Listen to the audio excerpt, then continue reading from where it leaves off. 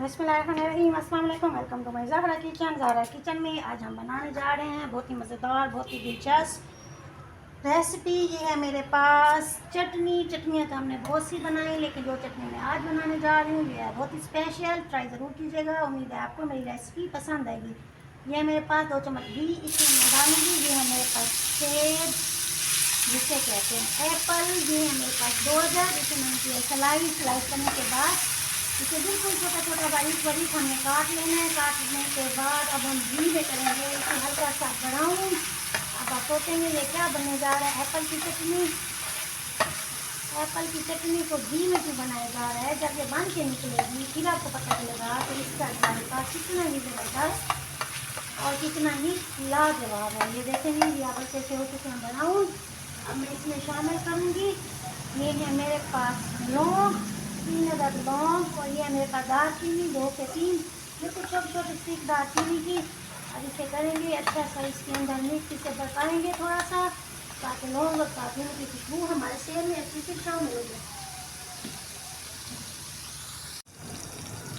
सेब मेरा हो चुका है अच्छा सा नरम। अब मैं इसमें शामिल करूँगी, ये है मेरे पास लेमन है, लेमन का जूस निकालना है हमने। ये है बड़े वाला लेमन हो तो आधा, छोटे वाला हो तो पूरा लेमन हम इसके अंदर शामिल कर देंगे। देखिए इसमें तोड़ दिया इसके अंदर, अच्छी तरह से इसकी बीज निकालने और उसके बाद इसको अच्छा से निचोड़ दें। अब इसमें थोड़ा सा इसमें पकाएंगे ताकि सेब के अंदर अच्छा सा ये मिक्स हो गया। अब इसमें डालूंगी अपने पास, ये देखिए ये चीनी मेरे पास 2 चम्मच डालूंगी इसमें चीनी, दानेदार चीनी। डालने के बाद अब हम चीनी को पकाएंगे अच्छा सा पकाने का मकसद ये है ताकि चीनी का दाना हमारा बिल्कुल घुल जाए और सेब और चीनी बिल्कुल यकजां हो जाए। ये देखिए अब इसका दाना घुल चुका है, ये हो चुके हैं यकजां।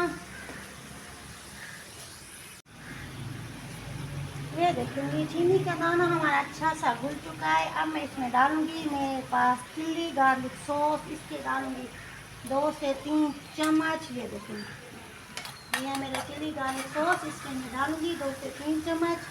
2 से 3 चम्मच डालने के बाद हम इसे करेंगे अच्छा सा मिक्स।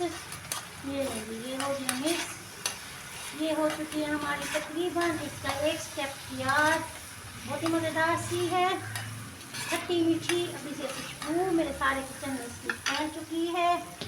चलें अब आगे चलते हैं इसके दूसरे स्टेप की तरफ। चलते हैं अब रेसिपी के स्टेप 2 की तरफ। ये मेरे पास 1 चम्मच घी, इसमें मैंने डाला है 3 से 4 जबे लहसुन के। इन्हें बारीक काटना है, कूटना नहीं है, पीसना नहीं है, पेस्ट नहीं बनाना इसका। बारीक काट के इसके बाद हम इतने तेल में इसे करेंगे हल्का सा ब्राउन। ये मेरे हल्के से ब्राउन हो चुके हैं। अब करते हैं अपना अगला अमल शुरू, रेसिपी का फाइनल टच। ज़रूर देखिएगा, मिस मत कीजिएगा। अब देते हैं अपनी रेसिपी को फाइनल टच। ये है मेरे पास वो लहसुन जो हमने अभी इसका ब्राउन किया है तेल में, इसमें डालेंगे इसके ऊपर। डालने के बाद ये देखेंगे ये हो गया हमारा फाइनल लुक हमारी रेसिपी का। खूबसूरत सा कलर, खूबसूरत सी रेसिपी, खूबसूरत सी चटनी हमारी हो चुकी है तैयार। खुद खाएं, घर वालों को खिलाएं। ज़हरा को इजाज़त दीजिए। उम्मीद है आपको मेरी रेसिपी पसंद आई होगी। मेरे चैनल को सब्सक्राइब ज़रूर कीजिएगा ताकि मेरी आने वाली हर नई डिश आप तक पहुंच सके।